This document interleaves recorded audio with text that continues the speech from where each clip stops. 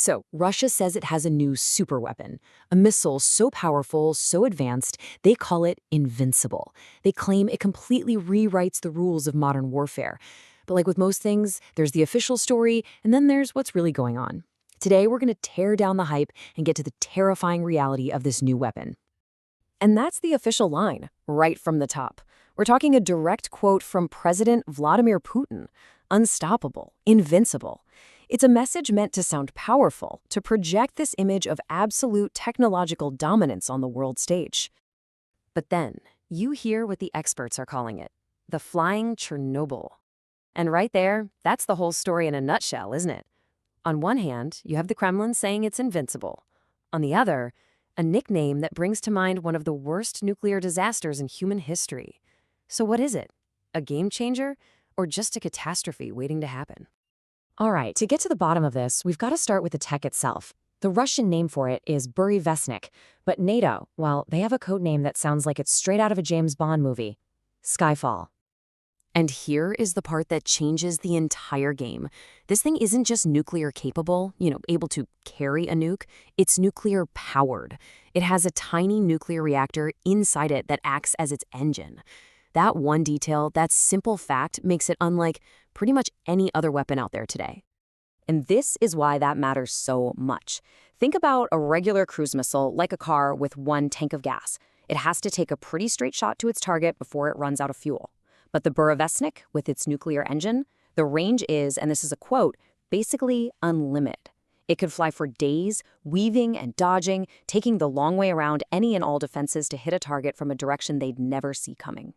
So that brings us to the real heart of the issue, right?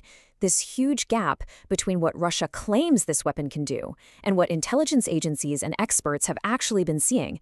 Let's peel back the layers here. So this is the latest big announcement coming out of Moscow, a picture-perfect test.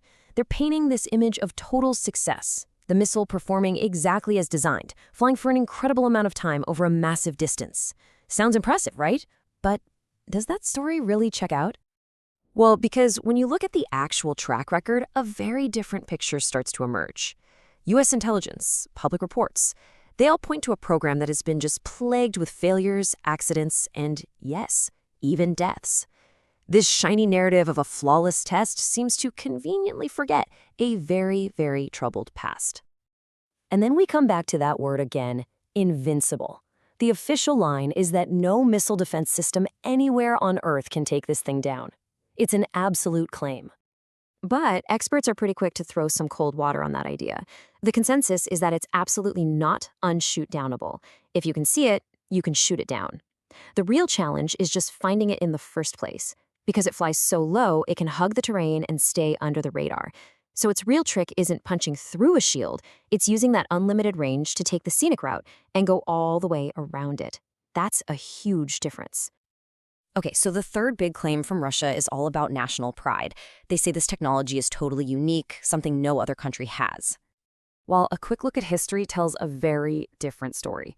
The idea of a nuclear-powered missile, it's not new at all.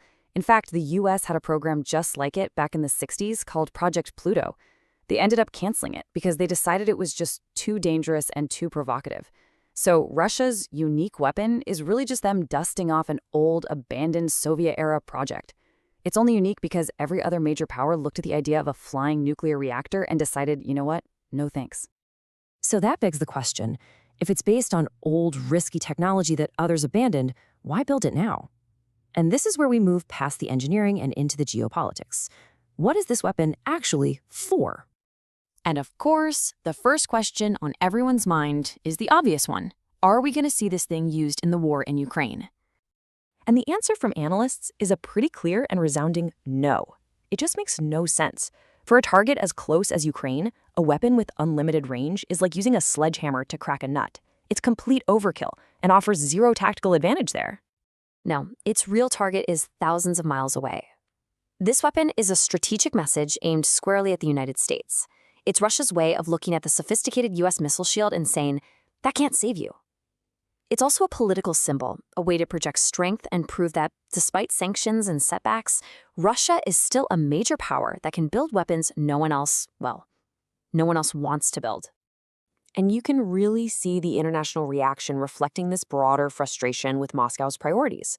As former US President Donald Trump put it, the focus should be on ending the current war, not showing off new destabilizing weapons. And that sentiment really captures the growing impatience with this kind of military chest thumping. And that brings us to the final, and frankly, the most disturbing part of this entire story. That nickname, the Flying Chernobyl, isn't just for shock value. It points to a danger that is very, very real. It's the one question that just hangs over this whole project. You have a nuclear reactor, no matter how small, hurtling through the air at incredible speed.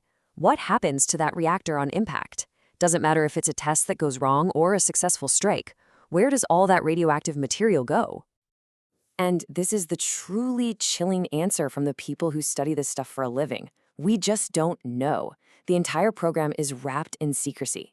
As Dr. Myron from King's College London puts it, there's just so little information out there about the design or what, if any, safety features it has. I mean, these are the big, scary unknowns. We have no idea how the engine is actually built. We have no clue what kind of containment measures might be in place, and we have absolutely no verified data on how much radiation could leak out if one of these things fails or hits its target. All we have to go on are those past reports of accidents and mysterious radiation spikes. Which leaves us with a final, really sobering thought. When you have a weapon that spews a trail of radioactive exhaust and risks a nuclear incident every single time it takes off, what's the bigger threat? The possibility that it might be used in a war one day, or the simple, terrifying danger of just testing it in the first place?